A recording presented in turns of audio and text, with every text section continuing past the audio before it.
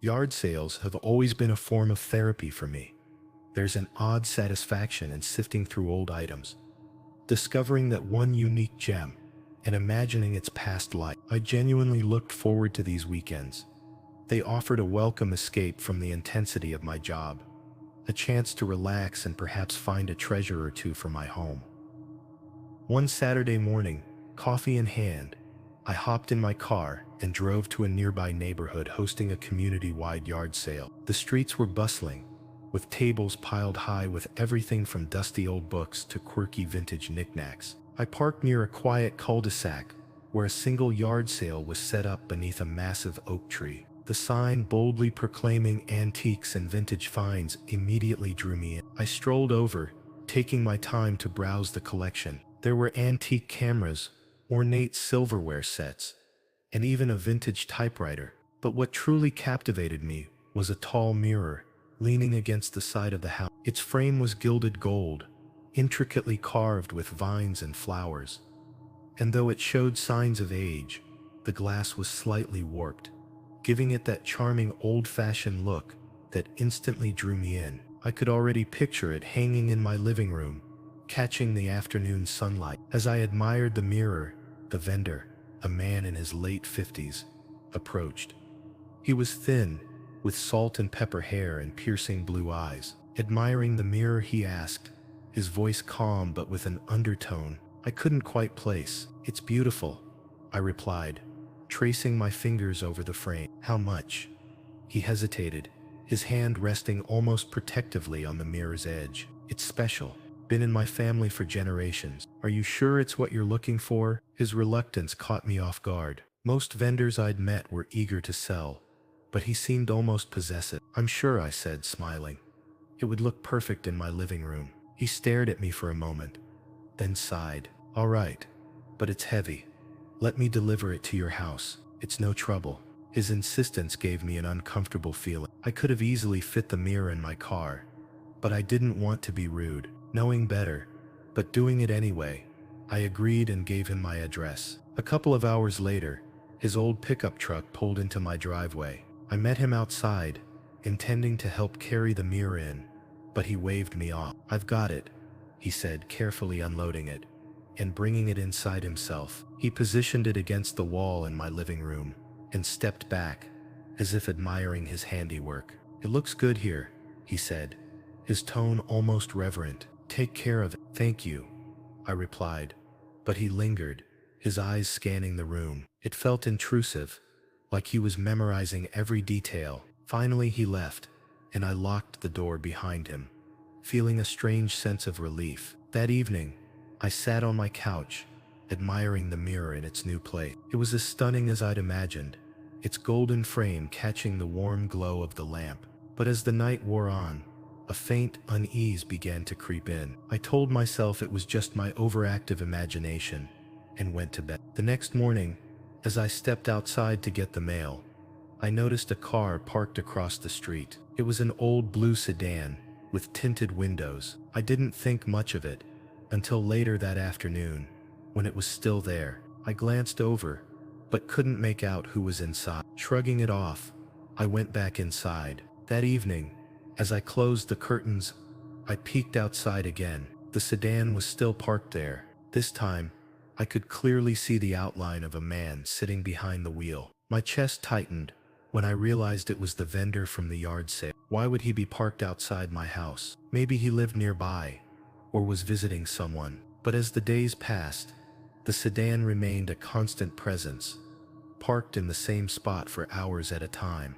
By the fourth day, I couldn't ignore it any longer. That evening, as I was preparing dinner, I looked out the window and saw the sedan parked even closer, right at the curb in front of my house. My chest tightened even more when I saw the man sitting in the driver's seat, staring directly at my home. I decided to confront him. I stepped out onto my porch, my heart pounding furiously as I walked across the yard. As soon as I reached the sidewalk, he started the car and sped off. I stood there for a moment, my hands trembling. Was I overreacting? Maybe he had a perfectly innocent reason for being there. That night, sleep was impossible. The slightest noise in the house made me jump, and the mirror, once a beautiful addition, now filled me with dread. I moved it to the garage, covering it with an old The next evening, I was in the living room when bright headlights suddenly flooded my front yard. I peeked through the curtains and saw the sedan parked in my driveway. My breath hitched in my throat as I watched the man step out of the car and begin walking toward the house. Panicked, I grabbed my phone and dialed 9. I whispered to the operator, frantically explaining the situation as I double-checked all the locks on doors and windows. The man was pacing along the sidewalk, occasionally looking up at my window. He didn't try to enter, but his presence alone was enough to chill me to the bone. Within minutes, the sound of sirens filled the air. The man quickly jumped back into his car and sped off, vanishing into the night. When the police arrived, I described him, provided the car's license plate number, and explained everything that had happened. The officers assured me they'd patrol the area and try to track him down. The man never returned, but I've never been able to forget. I couldn't shake the constant feeling of paranoia, checking every lock and looking over my shoulder constantly. Eventually, I brought the mirror back up to the living room, hoping that seeing it in the light of day might help me reclaim some sense of normalcy. But even now, it doesn't truly feel like mine. There's something about it, a heavy weight, like it still belongs to him somehow. I haven't decided if I'm going to keep it or sell it, but for now it just sits there, a quiet reminder of how easily something seemingly harmless can cast a long, unsettling shadow. To this day, I still don't know what his intentions were. Was he just an eccentric man who became fixated on me? Or was there something much darker at play? All I know is that I've stopped going to yard sales, and every time I see a car parked for too long outside my house, I feel a pang of dread. Sometimes, the things we bring into our lives come with more than we ever bargained for. I've always cherished vintage furniture, the wear and tear, the tiny imperfections. They all seem to whisper stories. The moment I spotted that old rocking chair at the yard sale, I knew I had to have it. It possessed a unique charm that only aged pieces can, with dark wood etched with delicate carvings of vines and leaves. Despite a few scratches on the seat, it looked sturdy and inviting.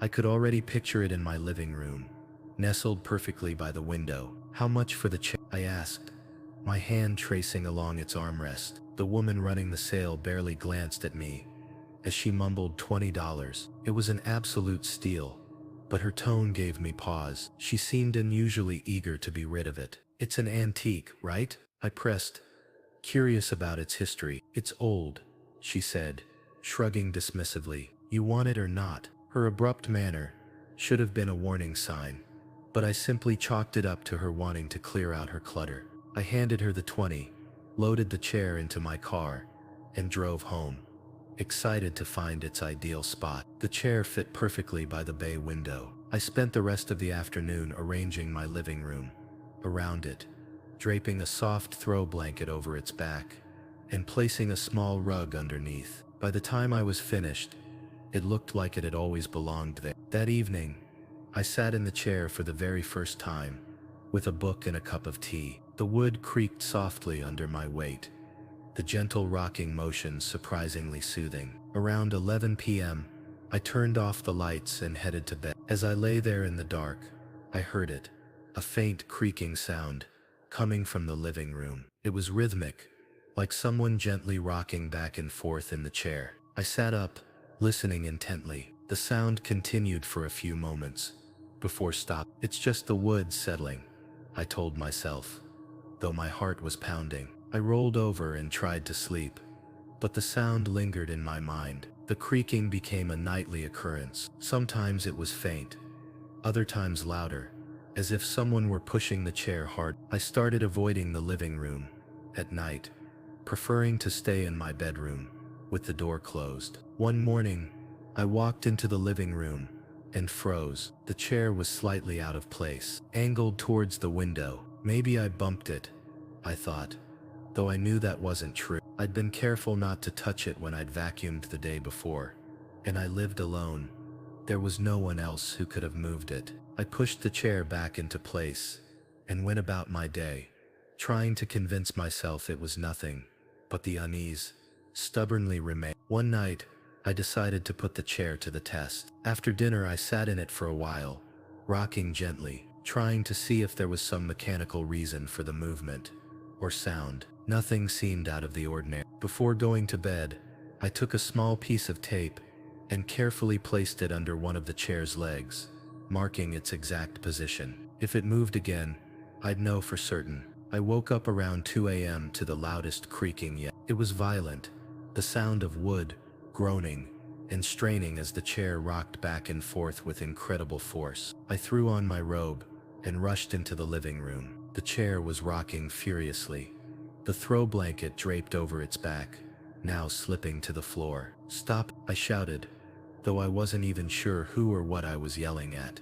The chair stopped abruptly, and the room fell into an eerie silence. My eyes darted to the tape mark. The chair had moved several inches off its original spot. That was the first time I truly felt afraid. I left the lights on that night and sat on the couch, watching the chair until dawn. The next evening, as I was locking up for the night, I heard something new. A faint whisper, low and unintelligible, coming from the living room. I inched closer to the doorway, my heart pounding. The whispering grew louder, though I still couldn't make out the words. It seemed to be coming from the chair. "Who's there?" The whispering stopped. I backed away, grabbed my phone, and called my friend Anna. "I need you to come over," I said, fighting to keep my voice steady. Anna arrived 20 minutes later, rolling her eyes when I told her about the chair. "You're just hearing things," she said, flopping down on the couch. But then, the creaking started again. Anna froze, her eyes widening as she stared at the chair. "Okay," she whispered, "that's not normal." The final breaking point arrived 2 nights later. I decided to sleep in the living room, thinking perhaps my presence would stop the chair from moving. Around 3 a.m., I awoke to a loud bang. The chair was rocking violently, slamming against the wall with each powerful swing. The throw blanket had been flung to the floor. I jumped up, backing away in terror, as the chair continued its relentless, furious movement. I snatched my keys and fled from the house, not stopping until I was safely inside my car. The next morning, I dragged the chair out to the curb, leaving a sign that simply read, "Free." I didn't care who took it, I just wanted it gone. By the time I checked again, the chair was indeed gone, but I didn't feel relieved. The living room felt empty, but not in a comforting way. For weeks afterward, I couldn't shake the feeling that I'd welcomed something unsettling into my home. With that chair, now, whenever I see a piece of vintage furniture, I hesitate. There's no way to truly know what history it carries, or what unseen elements might still cling to. And as much as I loved the charm of that rocking chair, I've learned one crucial thing: some treasures simply aren't worth the trouble they bring. If these unsettling yard sale stories sent shivers down your spine, please hit that like button and subscribe for more eerie tales. What would you do if you found yourself in one of these strange situations? Let me know in the comments. I'd love to hear your thoughts. And if you have a friend who enjoys a good bargain, share this video with them, but maybe give them a little warning first. Thanks for watching, and I'll see you in the next night. As a 31-year-old insurance agent, my weekdays are filled with endless policies, urgent claims, and non-stop phone calls. But come the weekend, I find my peace sifting through other people's unwanted belongings. There's a thrill in discovering an item with its own unspoken past, something you can bring back to life. Just last month, on a bright Saturday morning, I was driving through a nearby neighborhood when a handmade sign for a yard sale caught my eye. It was one of those unplanned stops, the kind where you don't expect much, but decide to pull over anyway. The house itself was nothing fancy, just a small home with a folding table set up on the driveway, surrounded by a random assortment of goods, books, kitchen tools, and a collection of hardware that immediately grabbed my attention. Among the various tools was a battered, deep red metal toolbox, the kind you'd see in a classic movie. It instantly brought back memories of my grandfather's garage from my childhood. I could almost conjure the scent of motor oil and sawdust just looking at it.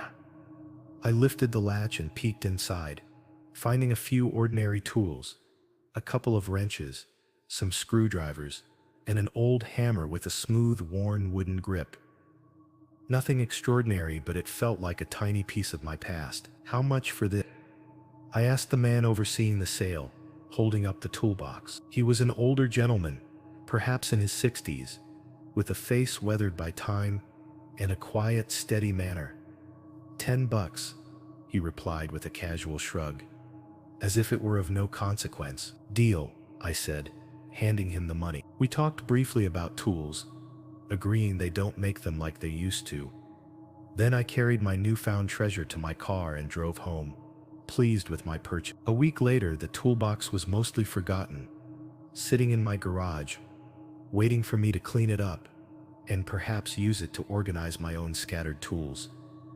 One evening, as I was finishing up dinner, my doorbell suddenly rang. I wasn't expecting anyone, so I dried my hands on a dish towel and made my way to the front door. Standing on my porch was a man I'd never seen before. He appeared to be in his late 40s, thin and wiry, with short brown hair and a face that spoke of a hard life. He wasn't overtly threatening, but there was an unsettling intensity to him. "Can I help you?" I asked, keeping the door open only a crack. "Yeah," he said, his voice low and raspy. "You bought a toolbox at a yard sale last week, right?" I paused, taken by surprise. Yeah." "What?" "It's mine," he stated, leaning a little closer. "It was sold by mistake. I need it back now." This didn't feel right. The man at the yard sale hadn't mentioned it belonging to anyone else. And even if it was a mistake, I'd paid for it fairly. Still, I tried to be polite. "I'm sorry, but I bought it from the owner." "Are you sure it's the same one?" "It's the same one," he insisted. "Look, I don't want any trouble. I just need my toolbox back." I hesitated, certain there was more to his story than he was letting on. "I'm sorry," I said again, this time with a firmer voice. "I bought it legally. If there's an issue, maybe you should speak to the man who sold it." He stared at me for a long moment, then gave a sharp nod. "All right," he said, turning to leave, "but I'll be back." True to his word, he reappeared 2 days later.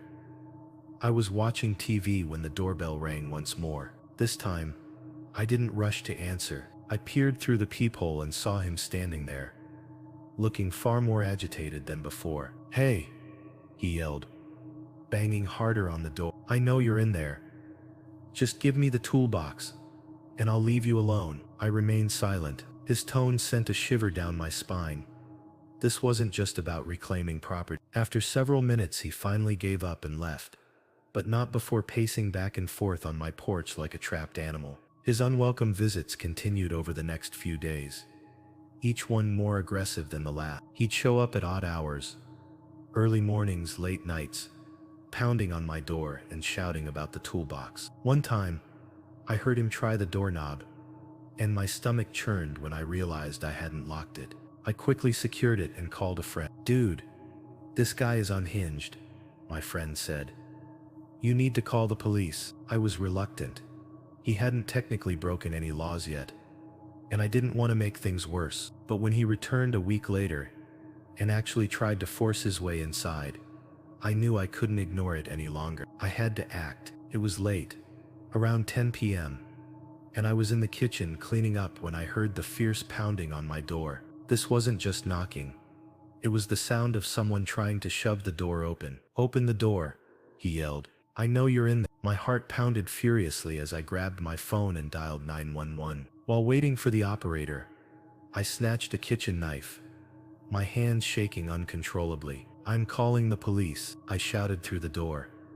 "You need to leave." For a moment, there was silence. Then I heard him grumble something under his breath before he stomped away. I stayed on the line with the operator until the police arrived, explaining everything to the officer at my door. "Do you know this guy?" the officer asked. "No," I replied, "but he's been coming around for the past week, saying the toolbox I bought belongs to him." The officer nodded.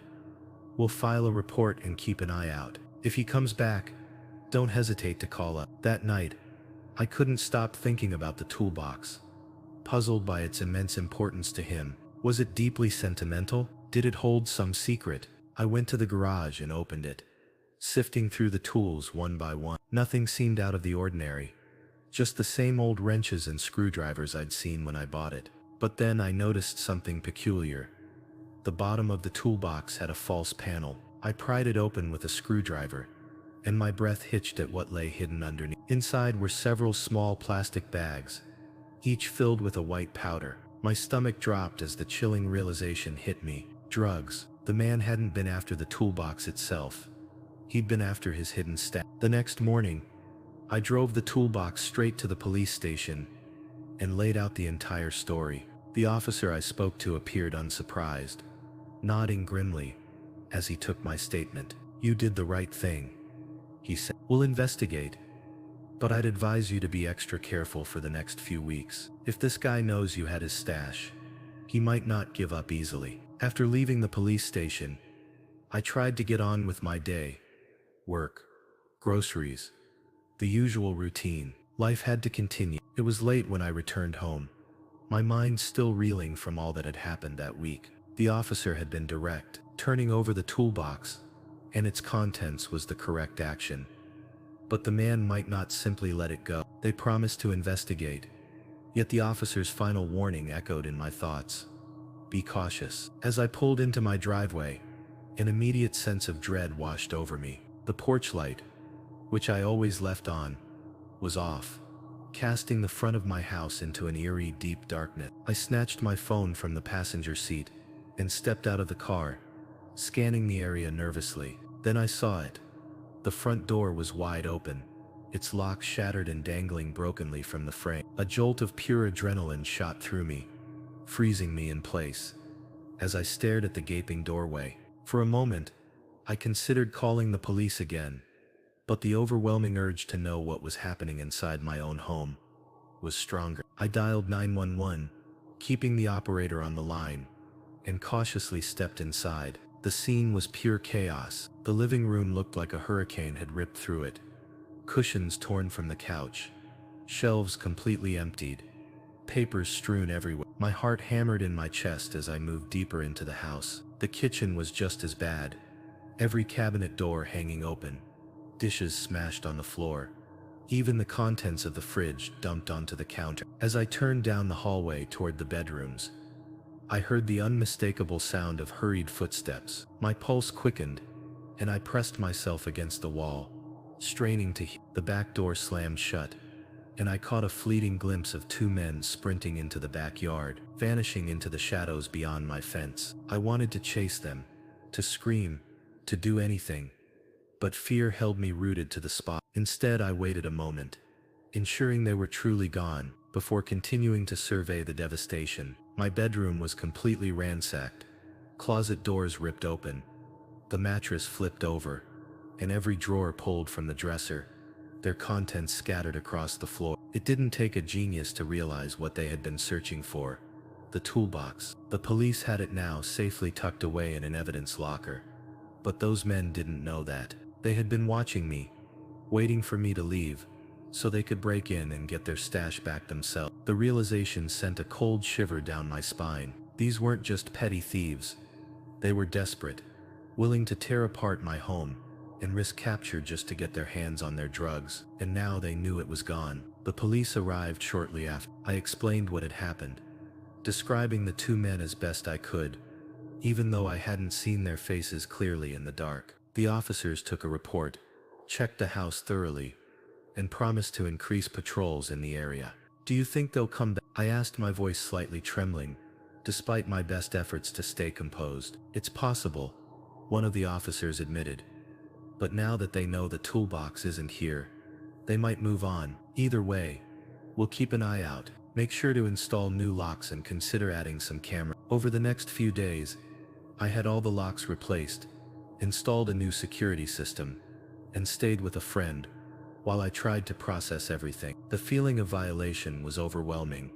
My home, my safe haven, had been invaded, and it was hard to shake the sense that someone was still watching. Even now, I find myself glancing over my shoulder every time I return home, scanning for unfamiliar cars or lingering figures. The police haven't given me any updates on their investigation, and I don't know if they ever caught the man from the yard sale. or his partners. Thankfully, the man never came back. Whether the police caught him or he simply decided the risk wasn't worth it, I'll never know. Either way, I was left in a constant state of unease, always checking my surroundings. Looking back, I realize how naive I was. To think a yard sale could be so harmless. What began as a nostalgic purchase quickly spiraled into one of the most terrifying experiences of my life. When you work in IT, people tend to assume you're surrounded by the latest gadgets and cutting-edge tech at home. But honestly, while I spend my workdays managing complex systems, my weekends are usually spent tinkering with old game consoles, spinning vinyl records, and yes, even playing VHS tape. Rewinding a tape, that soft whirring sound, it's one of those comforting rituals that takes me back to watching movies just like I did as a kid. So when I stumbled upon a yard sale with a box of tapes for just $5, it felt like hitting the jackpot. The sale itself wasn't particularly noteworthy. A family a few houses down was moving and selling off their old things. They had a couple of tables laden with mismatched items, and the homeowner sat casually in a lawn chair, sipping iced tea. I wasn't even looking for anything specific, but that box of tapes immediately caught my attention. Most were familiar classics: E.T., The Goonies, Back to the Future, pure nostalgic gold. But buried beneath them was a plain black tape, its label completely peeled off, leaving only a faint sticky residue. It stood out, a little mystery, and I couldn't resist. I tossed the box into my trunk, eager for a weekend filled with movie marathon. That night, after sorting through the recognizable titles, I decided to save the unmarked tape for last. It felt like unwrapping a mystery gift. You never know what you'll get. Maybe some old concert footage, a forgotten home video, or something hilariously bizarre. The possibilities were endless. I slipped the tape into my trusty old VCR, grabbed a cold beer, and settled in. The familiar static filled the screen for a moment. Then the footage began. It was grainy, like an old home video shot on one of those bulky camcorders from the 80s. The image slowly steadied, revealing a family, a man, a woman, and two young children, sitting in a cozy living room. They were laughing, talking, and passing around a bowl of popcorn. The sound was muffled, but it seemed like a perfectly normal family moment. At first I thought nothing of it, just some random old home movie. But as I continued to watch, something about the scene began to tug at the back of my mind. The way the furniture was arranged, the pattern of the wallpaper, it all felt strangely familiar. I leaned closer to the screen, squinting, trying to place it. Then it hit me. The living room on the tape wasn't just familiar. It was mine. My house. My living room. I pressed my face closer to the screen. Sure enough, the layout matched perfectly. The couch against the far wall, the old fireplace, with its slightly chipped mantel, the small nook where I kept my bookshelf. Even the faded floral wallpaper was unmistakable, but the tape looked like it was from decades ago, long before I'd ever moved in. I paused the video and stared at the screen, trying to make sense of it. My house was built in the late 80s, and I'd bought it 5 years ago from an elderly couple who'd owned it for many, many years. Maybe this was footage of them, but no, the people on the tape were younger, probably in their 30s, and the kids looked around 8 or 9. I didn't recall seeing any photos of children when I toured the house. I told myself it was just a coincidence, maybe a family who lived here before the older couple. I hit play again, determined to see how the story unfolded.